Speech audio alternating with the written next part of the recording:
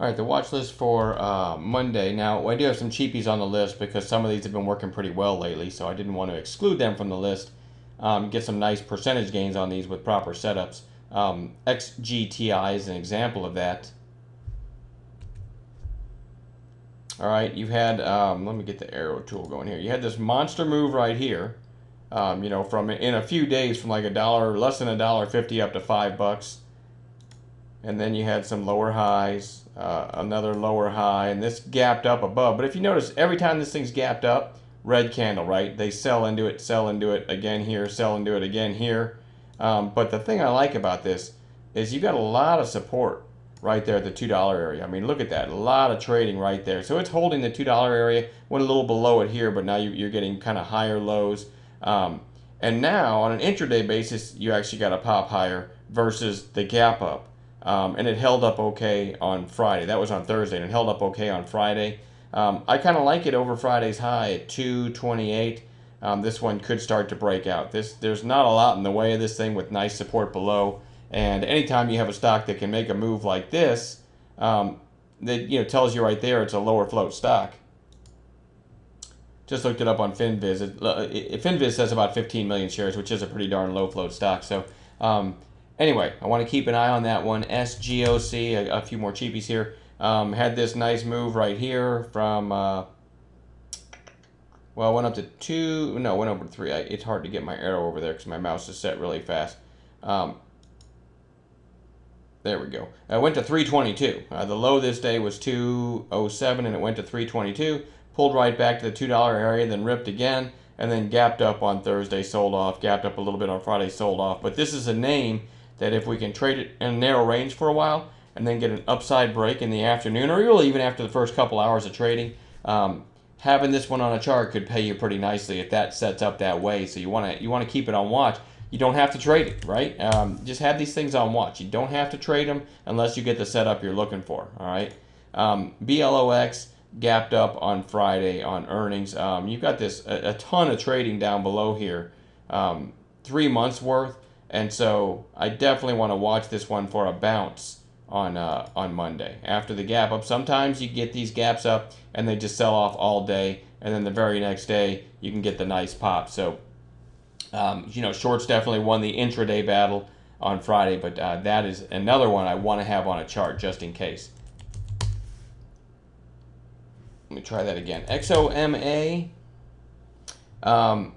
you had this nice kind of higher volume breakout on Thursday, and then kind of a quiet day. Almost gave it all back on Friday, but again, I don't love this one, by the way, but I still want to watch it. It's a good one to have on a chart. Now, as far as the Ferguson, Missouri, police stocks, if you will, everyone who trades knows what I'm talking about. VII, had the crazy gap up, and now you're down 3 days in a row. You hit the 8-day on Friday. These are starting to get interesting for a bounce. So that's one. ISNS is another one. You didn't get down to the 8-day, but you're starting to see some buying come in the mid-6s. So I want to watch that one for a bounce. And this is not along those lines, but Smith & Wesson. I've got a line here because if you go way back, all right, looks like September and October of last year, nice double bottom. And so I drew a line there, and after the gap down on earnings, you're down. I mean, you've got what, like 6, 7 red days in a row. I want to watch it around that area. Let me try to.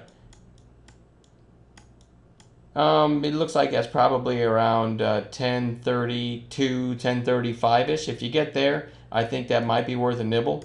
For some kind of bounce play on Monday, and maybe a swing trade. If you get a nice bounce and it closes at its highs on Monday and gives you a nice green candle, and say you caught it around the 1035 area, and this is really arbitrary because I don't know what it's going to do, and then it closes up near 11, then that could be, hey, I'm going to hold some for a swing trade. So keep that in mind if any of that happens. MOBI. Sorry, my charts are a little slow right now. There you go. Very nice pop on Friday. Nice volume again.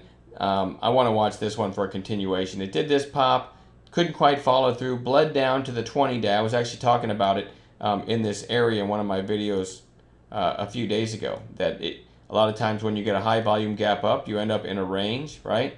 And I said it was interesting near the bottom of that range, and I didn't get any of it as far as the swing trade, but definitely playing out that way. And with this volume and not a lot in the way, this one's fairly interesting as a long. If you get a nice intraday setup, it might just rip through this and get up to 10 or 11 one of these days. So, whoops. So keep that one on watch. MOBI, and then OESX. Had that very nice pop on Thursday, and a lot of the members in our chat room got involved in that one at 5:17, and it went up to 6:30 something. Quiet inside day on Friday, so I want to keep that one on watch. And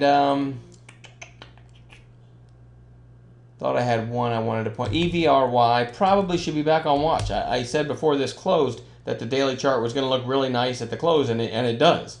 Nice volume there.